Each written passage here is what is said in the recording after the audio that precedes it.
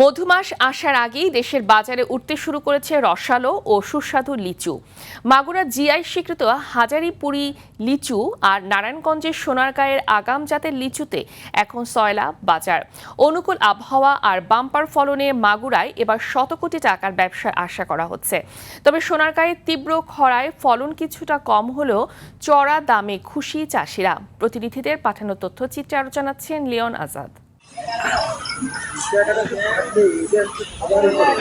গাছে গাছে ঝুলছে থুকায় থুকায় লাল টসটসে লিচু। মাগুরার সদর উপজেলার হাজরাপুর, হাজিপুর ও ইচাখাদা সহ বিভিন্ন গ্রামে এখন লিচু সংগ্রহের ধুম পড়েছে। এখানকার বিশেষত্ব হলো হাজারীপুরি লিচু, যা তার পাতলা খোসা, রসালো স্বাদ আর মিষ্টি ঘ্রাণের জন্য গত 24শে এপ্রিল জিআই পণ্যের স্বীকৃতি পেয়েছে। মাগুরা জেলার হাজরাপুর ইউনিয়নের জিআই স্বীকৃত পণ্য লিচু এবার ব্যাপক ফলন হয়েছে।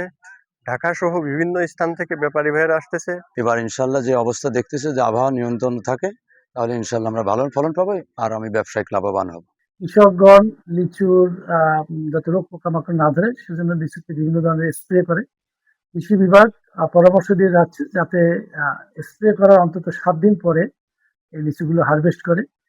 আমরা এবছর আশা করতেছি যে 100 কোটির উপরে লিচুর বাণিজ্য হবে। অন্যদিকে দেশের অন্যতম আগাম জাতের লিচুর রাজধানী নারায়ণগঞ্জের সোনারগাঁ, বৈশাখ শেষ হতেই এখানকার পাতি, কদমি, এলাচ ও চায়না 3 জাতের লিচু বাজারে আসতে শুরু করেছে। সোনারগাঁয়ের মাটি ও আবহাওয়া লিচু চাষের উপযোগী হওয়ায় 110 হেক্টর জমিতে এবারও ব্যাপক আবাদ হয়েছে। তবে খরা ও অনাবৃষ্টির কারণে ফলন নিয়ে কিছুটা আক্ষেপ আছে চাষিদের মনে। খরায় খুব নষ্ট করেছে, ওষুধেও কোনো মাতাল পায় না, কিছু পায় না।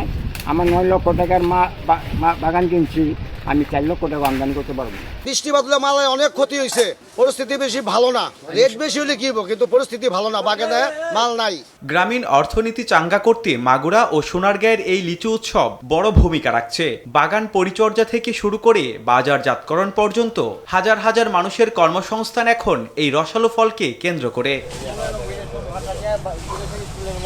Leone Azad, RTV।